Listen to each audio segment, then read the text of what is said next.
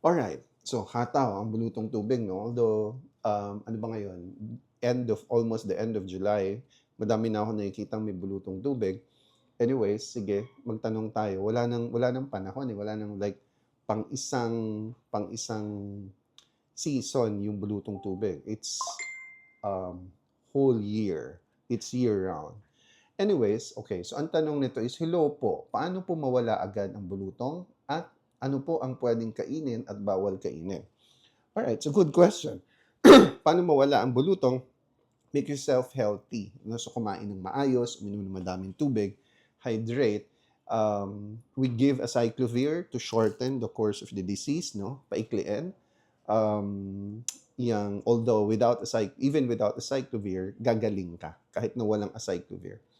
Ngayon, may mga bawal bang kainin? Okay. So, in general, wala. Okay, in general. Okay. Generally, walang bawal kainin.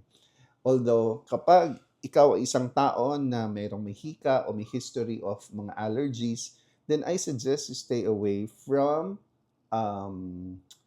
egg whites, peanuts, at saka um, shellfishes o hipon, yung mga ganun, no? Crustaceans. Bakit? Kasi mataas yung allergens ng mga yon. No? So, chicken, hindi masyado. Yung nasa listahan, ang chicken nandun sa pinakang ilalim that will cause allergies. No? So, hindi naman absolute na bawal kayong kumain ng hipon, ng bagoong, ng itlog, at saka ng peanut butter. Pero might as well yang avoid it para hindi ma-trigger yung allergies at hindi sumapaw doon sa bulutong tubig.